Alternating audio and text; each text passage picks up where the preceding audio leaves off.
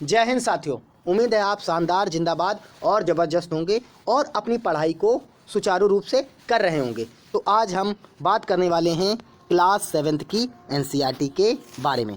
तो इसका जो पहला चैप्टर रहने वाला है पादपों में पोषण, और इसी प्रकार से क्लास 6 की एनसीईआरटी प्रारंभ हो गई है, क्लास 7th की और क्लास 8 की। ये तीनों एनसीईआरटी कवर करने के बाद हम 9th और क्लास 10th की एनसीईआरटी को कवर करने वाले हैं। तो आप मेरी प्लेलिस्ट पे जाकर एक एक एनसीईआरटी की वीडियो देख सकते हैं। और ये वीडियो बनाने का मेन उद्देश्य ये है कि बच्चों तक एक सही कंटेंट पहुँचे, क्योंकि सही कंटेंट ना पहुँचने की वजह से बच्चों का सिलेक्शन 1-2 नंबरों से जो रह जाता है ना, वो यहाँ से आपका कंप्लीट होने वाला है। चलिए आज हम लोग क्लास 7 के पहले चैप्टर के बारे में बात करने वाले हैं, पादपों में पोषण।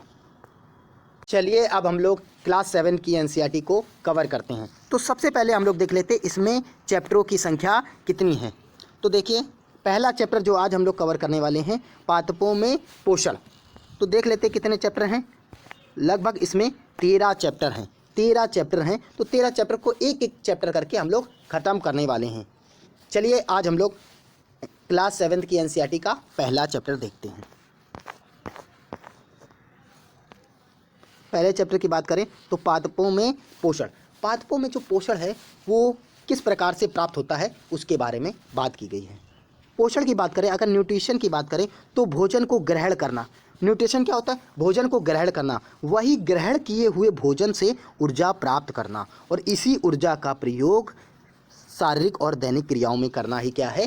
पोषण कहलाता है। पोषण से अच्छा क्या क्या प्राप्त होता है?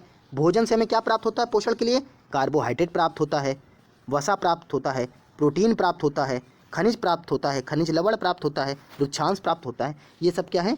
पोषण है। इनको क्या कहा जाता है? पोषण तत्व कहा जाता है। जिससे कार्बोहाइड्रेट से 1 ग्राम कार्बोहाइड्रेट में अगर हम लोग जलाते हैं तो इससे 4.2 किलो कैलोरी ऊर्जा मिलती है, और वहीं वसा को 1 ग्राम जलाते हैं तो यहाँ से हमें 9.2 किलो कैलोरी ऊर्जा मिलती है।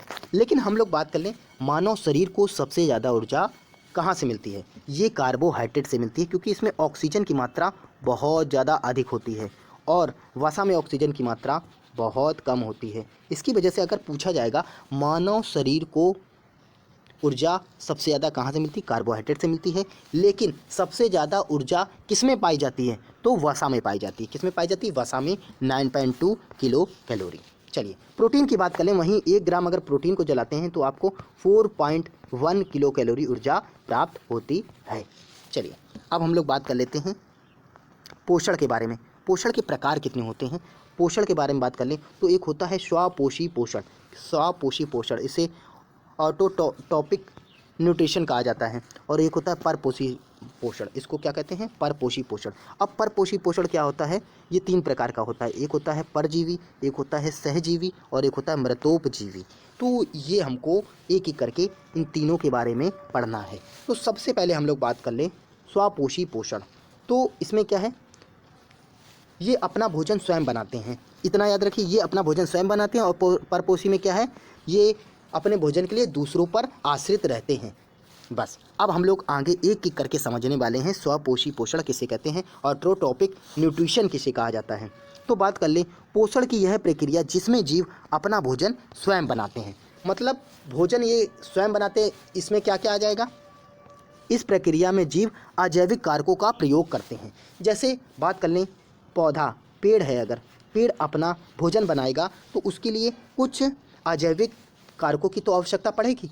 तो किन किन कारकों की आवश्यकता पड़ेगी उसके बारे में बात करने वाले हैं। अगर अजैविक कारक की बात करें तो अजैविक कारक में क्या हो गया? जल हो गया, मिट्टी हो गया, सूर्य का प्रकाश हो गया, तापमान हो गया, आर्द्रता हो गई।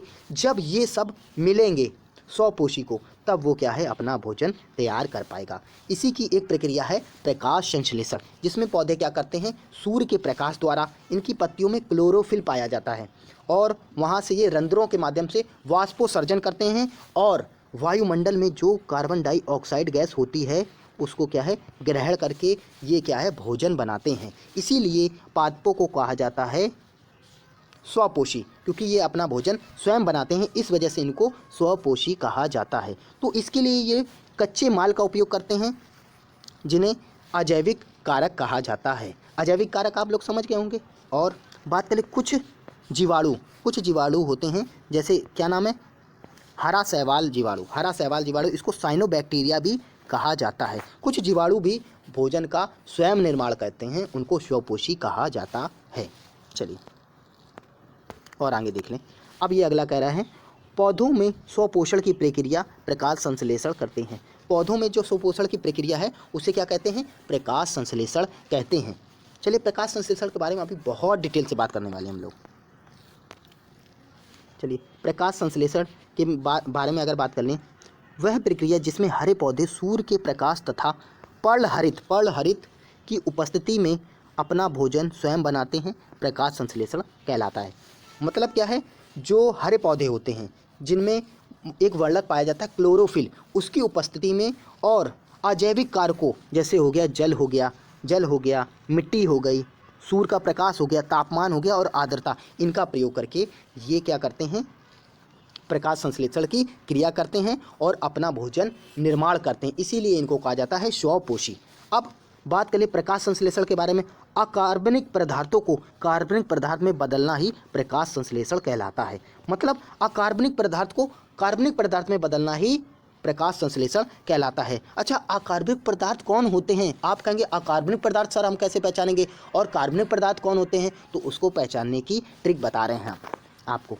अकार्बनिक पदार्थ की अगर बात कर लेंगे तो जिसमें कार्बन और हाइड्रोजन एक साथ नहीं होंगे, एक साथ ना हो, जिसमें कार्बन और हाइड्रोजन एक साथ ना हो, वो क्या है, अकार्बनिक पदार्थ है। और कार्बनिक पदार्थ की अगर बात कर लेंगे हम लोग, जिसमें कार्बन और हाइड्रोजन एक साथ हो, उसे क्या कहा जाता है, कार्बनिक पदार्थ कहा जाता है। तो प्रकाश संश्लेषण की जो क्रिया है, अकार्बनिक पदार्थ को कार्बनिक पदार्थ में बदलने की ही प्रक्रिया क्या कहलाती है, प्रकाश संश्लेषण कहलाती है। और प्रकाश संश्लेषण में पौधे क्या करते हैं, अजैविक कारकों का प्रयोग करते हैं। वो अजैविक कारक प्रकाश हो सकता है, सूर्य का प्रकाश, मिट्टी हो सकती है, मिट्टी के माध्यम से ये क्या करते हैं, जल और पोषक तत्वों को तने तक ले जाते हैं, और तने के माध्यम से ये पत्तियों में जाता है, और पत्तियों में पाया जाता है एक वर्णक जिसे क्लोरोफिल कहा जाता है। सूर्य की उपस्थिति में क्लोरोफिल क्या करती है, भोजन का संचय करती है, जिसको स्टार्च कहा जाता है। स्टार्च के रूप में भोजन का संचय करती है, भोजन का निर्माण करती है ग्लूकोज के रूप में, और संचय करती है स्टार्च के रूप में। चलिए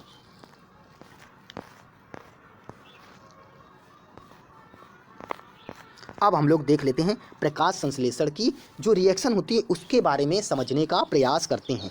यहाँ से बहुत ज़्यादा क्वेश्चन आते हैं, और जो शिक्षक अभ्यर्थी हैं, जो शिक्षक मतलब हमारे अभ्यर्थी हैं या बच्चे हैं, उनको बहुत ज़्यादा दिक्कत आती है कि सर प्रकाश संश्लेषण हमको बिल्कुल नहीं समझ में आता है, हरे रंग में प्रकाश संश्लेषण ज़्यादा होता है कि लाल रंग में होता है कि पीले रंग में होता है, ये कुछ नहीं समझ में आता है। चलिए देख लेते हैं। अगर प्रकाश संश्लेषण की क्रिया के बारे में बात कर लें हम लोग, तो ये जो रिएक्शन होती है 6CO2 + 6H2O, सूर्य का प्रकाश और क्लोरोफिल, उसके बाद क्या बनता है, उत्पाद क्या बनकर तैयार होता है, C6H12O6 + 6O2।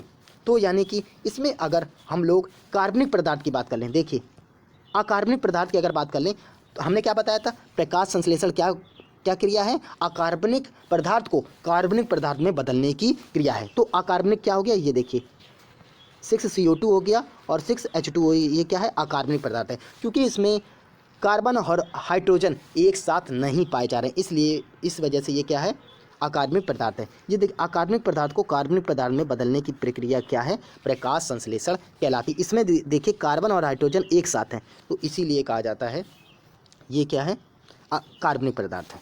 चलिए अच्छा, ये उत्पाद क्या बनता है, ग्लूकोज बनता है, ग्लूकोज बन के तैयार होता है, और यही ग्लूकोज स्टार्च के रूप में स्टार्च के रूप में संचय हो जाता है पौधों की पत्तियों में भोजन के रूप में। चलिए, और ऑक्सीजन क्या है, मुक्त होती है, ऑक्सीजन गैस निकलती है, ऑक्सीजन गैस मुक्त होती है प्रकाश संश्लेषण की क्रिया में। अब यहाँ से क्वेश्चन क्या क्या पूछे जाते हैं वो बात करने वाले हैं हम लोग। आप ये पहली बार इतना बेसिक से समझ रहे होंगे। चलिए बात कर लें कच्चा पदार्थ। अच्छा, पूछा जाता है प्रकाश संश्लेषण की क्रिया के दौरान कौन से कच्चे पदार्थ का प्रयोग किया जाता है, या आप इसको अजैविक कारक भी बोल सकते हैं। तो इसमें CO2 क्या है, कच्चा पदार्थ है, और जल क्या है, दोनों कच्चा पदार्थ है। और आप सूर्य का प्रकाश भी लगा देते, क्लोरोफिल भी लगा देते, ये नहीं है, केवल दो हैं, कार्बन डाइऑक्साइड और जल। अच्छा, उत्प्रेरक के रूप में कौन कौन काम करता है, इसको उत्तेजित कौन करता है, उत्प्रेरक के रूप में कौन काम करता है, सूर्य का प्रकाश और क्लोरोफिल इसमें क्या है, उत्प्रेरक के रूप में काम करता है। अब देख लीजिए, ये मान लीजिए एक पौधा है, ये पूरा एक क्या है, पौधा है। अब इसमें क्या है, यहाँ से जल और खनिज जाएगा, जल और खनिज जड़ों के माध्यम से तने में पहुँचेगा और तनों के माध्यम से ये पत्तियों में पहुँचेगा और पत्तियों में ऊपर से आ रहा है सूर्य का प्रकाश। क्या आ रहा है, सूर्य का प्रकाश। अब सूर्य का प्रकाश पत्तियों को ऊर्जा देगा। ऊर्जा देने के बाद यहाँ पर पाए जाते हैं रंध्र, छोटे छोटे रंध्र पाए जाते हैं जिसे स्टोमेटा कहा जाता है। ये खुल जाते हैं और ये वायुमंडल में क्या है, वाष्पोत्सर्जन करते हैं, वायुमंडल में जल को प्रवाहित करते हैं और वायुमंडल में जो CO2 पाई जाती है उसको ग्रहण करते हैं, उसको क्या है, ग्रहण करते हैं और इसी की उपस्थिति में ये प्रकाश संश्लेषण की क्रिया करते हैं और ऑक्सीजन गैस को ये क्या है, बाहर मुक्त करते हैं, ऑक्सीजन गैस को क्या है, बाहर निष्कासित करते हैं और इसी के दौरान ये प्रकाश संश्लेषण की क्रिया करके अपना भोजन स्वयं बनाते हैं। इस वजह से इनको स्वपोषी कहा जाता है। उम्मीद है आपको एक एक लाइन बहुत आसानी से समझ में आई होगी। चलिए अब देख लेते हैं, एक एक प्रश्न को देखने वाले हैं जो प्रकाश संश्लेषण से सीधा पूछा जाता है। सबसे पहले क्या है, प्रकाश संश्लेषण की क्रिया के परिणाम स्वरूप पौधे अपना भोजन बनाते हैं। किस रूप में बनाते हैं, ग्लूकोज के रूप में बनाते हैं। अच्छा, संचय किस रूप में करते हैं, स्टार्च के रूप में संचय करते हैं। स्टार्च क्या है, कार्बोहाइड्रेट का एक रूप है स्टार्च। प्रकाश संश्लेषण की क्रिया में प्राप्त ऑक्सीजन जल के टुकड़े से प्राप्त होता है। प्रकाश संश्लेषण की क्रिया में प्राप्त ऑक्सीजन जल के टूटने से प्राप्त होता है, टूटने से प्राप्त होता है। जल जब टूटता है तो उससे क्या है, ऑक्सीजन प्राप्त होता है। देखिए, अब ये जल जब टूटता है तो इसी से क्या है, ऑक्सीजन प्राप्त होता है। इसको ऑक्सीडेशन कहते हैं। इसको क्या कहा जाता है, ऑक्सीडेशन कहा जाता है। इसको ऑक्सीडेशन कहा जाता है और इसको रिडक्शन कहा जाता है। इसको क्या है, रिडक्शन कहा जाता है, ये याद रखिएगा। जल का टूटना ऑक्सीडेशन कहलाता है। जल का टूटना क्या कहलाता है, ऑक्सीडेशन कहलाता है। और कार्बन का मिलना क्या कहलाता है, कार्बन का टूटना कहलाता है रिडक्शन। क्या कहलाता है, रिडक्शन कहलाता है। अब बात कर ले, पत्तियों में पाया जाता है। पत्तियों में क्या क्या पाया जाता है, क्लोरोफिल पाया जाता है। क्लोरोफिल में ही मैग्नीशियम पाया जाता है। इसी कारण से पत्तियों का रंग पीला होता है। इसी कारण से क्या है, पत्तियों का रंग पीला हो जाता है। जब मैग्नीशियम की मात्रा कम हो जाती है तो पत्तियों का रंग क्या है, पीला पड़ जाता है। प्रकाश संश्लेषण की क्रिया में मुख्य रूप क्या है, प्रकाश संश्लेषण की प्रक्रिया मुख्य रूप से पत्तियों में होती है। प्रकाश संश्लेषण की प्रक्रिया क्या, मुख्य रूप से अगर पूछा जाएगा तो पत्तियों में होती है, परंतु यह पौधे के अन्य भाग मतलब तना में भी हो सकती है। अगर जिस पौधे का तना हरा है तो उसमें हो सकती है, फूल में भी हो सकती है और पत्तियों में भी हो सकती है। प्रकाश संश्लेषण की प्रक्रिया कृत्रिम रूप में भी हो सकती है। प्रकाश संश्लेषण की क्रिया या कृत्रिम रूप से भी हो सकती है, हाँ हो सकती है। जैसे कुछ ऐसे पौधे आते हैं जो घरों के अंदर रखे जाते हैं, जिनके पास सूर्य का प्रकाश नहीं पहुंचता, तब भी वो ग्रो कर लेते हैं, बड़े हो जाते हैं। जैसे मनी प्लांट, ऐसे बहुत सारे प्लांट हैं। पिचर प्लांट जैसे हो गया जो अंदर रखा जाता है, शो वाले जितने भी प्लांट हैं वो सब में प्रकाश संश्लेषण क्या होता है, कृत्रिम रूप से होता है। अब बात कर लेते हैं, इसमें बच्चों को बहुत ज़्यादा कन्फ्यूजन होता है और आज आपका कन्फ्यूजन दूर होने वाला है। प्रकाश संश्लेषण की प्रक्रिया लाल रंग में सर्वाधिक होती है। और आप लोग चिल्लाते नहीं सर हरे रंग में होती है, हरे रंग में होती है, हरे रंग में होती है, नहीं, लाल रंग में होती है। अब आप कहेंगे लाल रंग में क्यों होती है, तो उसका कारण सुन लीजिए। जो सूर्य से आता है, सूर्य से आते श्वेत रंग मतलब 7 रंग आते हैं, ये 7 रंग का प्रकाश है। ऐसा नहीं कि हरे रंग पे पड़ने की वजह से ये हरे रंग पे ज़्यादा होगा, ऐसा नहीं है। अब लाल रंग की जो होती है तरंग दैर्ध्य अधिक होती है और बैंगनी रंग की तरंग दैर्ध्य सबसे कम होती है। इस वजह से जिस रंग की तरंग दैर्ध्य ज़्यादा, उसी रंग में प्रकाश संश्लेषण की क्रिया सर्वाधिक होती है। तो यहाँ से आप ये समझ गए। अब आपको बिल्कुल कन्फ्यूजन नहीं होने वाला है। अगर प्रकाश संश्लेषण की बात करें तो दिन के समय क्या होता है, प्रकाश संश्लेषण होता है। पौधे क्या करते हैं, CO2 को ग्रहण करते हैं वायुमंडल से और ऑक्सीजन को वायुमंडल में मुक्त करते हैं। लेकिन श्वसन की बात कर लें, श्वसन क्या होते हैं, पौधे दिन और रात दोनों समय श्वसन करते हैं। दिन और रात दोनों समय श्वसन करते हैं। ये ऑक्सीजन को ग्रहण करते हैं और कार्बन डाइऑक्साइड को छोड़ते हैं रात के समय। अब बात कर लें, पत्ती पादपों का खाद्य फैक्ट्री होती है। पत्ती क्या होती हैं, पादपों की खाद्य फैक्ट्री होती हैं। क्या होती हैं, पत्ती क्या होती हैं, पादपों की क्या होती हैं, खाद्य फैक्ट्री होती है, क्योंकि भोजन का निर्माण पत्तियों में ही होता है। अब बात कर लें, पौधों में भोजन स्टार्च के रूप में संचित होता है। जैसे मानव में भोजन क्या है? मानव में भोजन क्या है?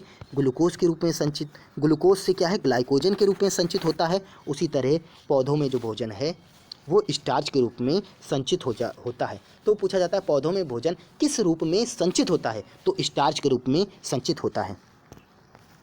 अब हम लोग और बात कर लेते हैं। अगला है, हरी पत्तियों के अतिरिक्त अन्य रंग के पत्तियों में भी क्लोरोफिल पाया जाता है। ऐसा नहीं कि हरी रंग की जो पत्तियां हैं उन्हीं में ही क्लोरोफिल पाया जाता है, ऐसा नहीं है। लाल रंग की पत्तियों में भी क्लोरोफिल पाया जाएगा, बैंगनी रंग की पत्तियों में भी क्लोरोफिल पाया जाएगा और पीले रंग की पत्तियों में ही क्लोरोफिल पाया जाएगा। क्लोरोफिल हर पत्ती में पाया जाएगा। प्रकाश संश्लेषण द्वारा कार्बोहाइड्रेट का संश्लेषण होता है। प्रकाश संश्लेषण द्वारा क्या होता है? कार्बोहाइड्रेट का संश्लेषण होता है। अब प्रोटीन में कार्बन पाया जाता है, ऑक्सीजन पाया जाता है, हाइड्रोजन पाया जाता है, इसके अतिरिक्त नाइट्रोजन भी पाया जाता है। तो पौधों के लिए प्रोटीन बहुत ज़्यादा उपयोगी तत्व में से एक होता है।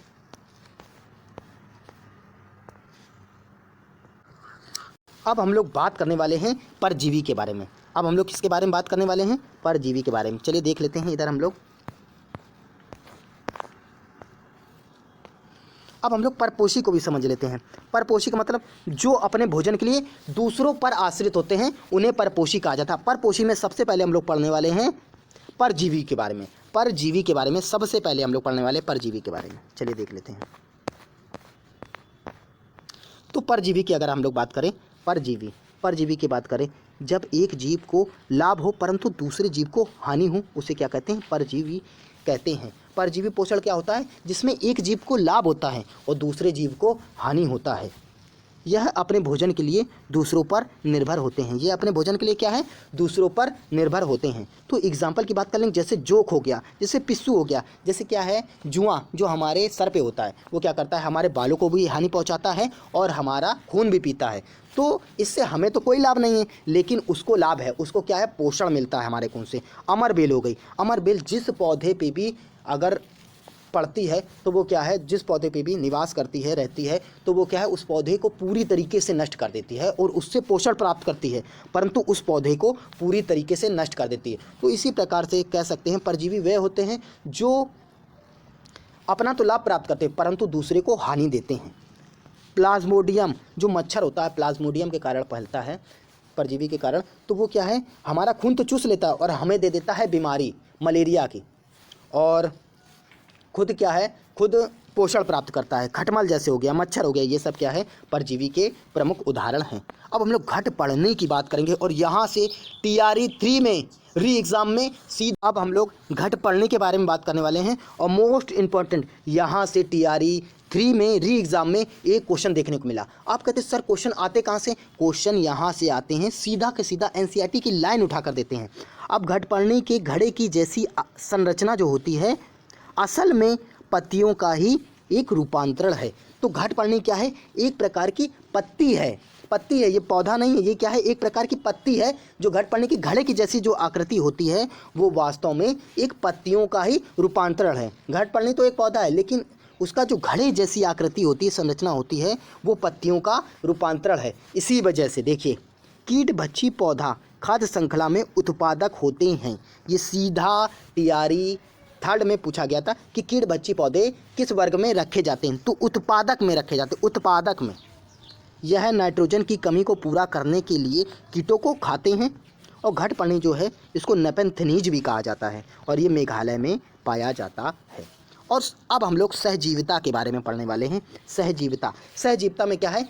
एक जीव, दो जीव पाए जाते हैं। सहजीविता में दो जीव जब एक साथ मिलकर रहें और दोनों को लाभ हो, दोनों को क्या हो? लाभ हो, तो उसी को सहजीवी संबंध कहा जाता है। इसका एक सबसे अच्छा उदाहरण है लाइकेन। क्या है? लाइकेन। लाइकेन किससे मिलकर बना है? कवक प्लस शैवाल।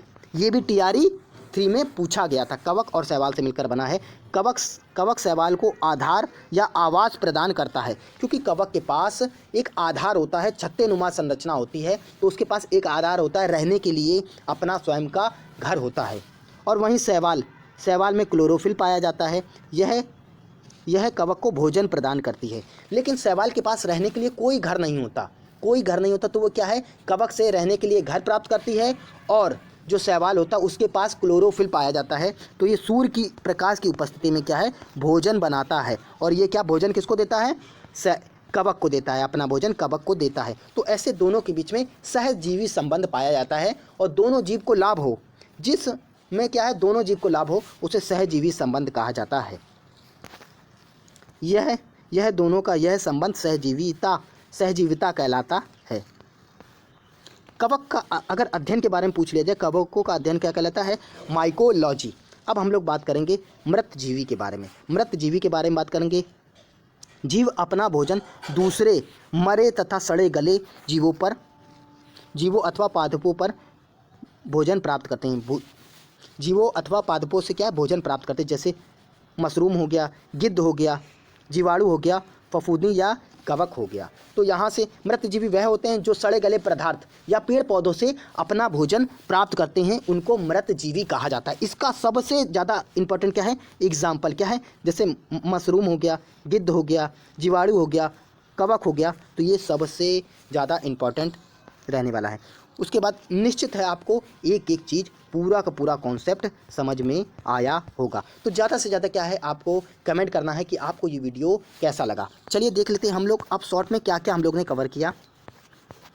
तो आज हम लोग ने जो पढ़ा पोषण में भी हमने पढ़ा स्वपोषी कौन होते हैं, परपोषी कौन होते हैं। फिर परपोषी के तीन हम लोगों ने देखा, तीन प्रकार होते हैं, परजीवी होते हैं, सहजीवी होते हैं और मृतोपजीवी होते हैं। परजीवी वह होते हैं जिनको क्या है, एक जीव को तो लाभ होता है परंतु दूसरे को हानि होती है। सहजीविता में दोनों जीवों को क्या होता है, लाभ होता है। मृतजीवी वह होते हैं जो पेड़ पौधे जीव जंतु के सड़े गले पदार्थ को भोजन के रूप में ग्रहण करते हैं।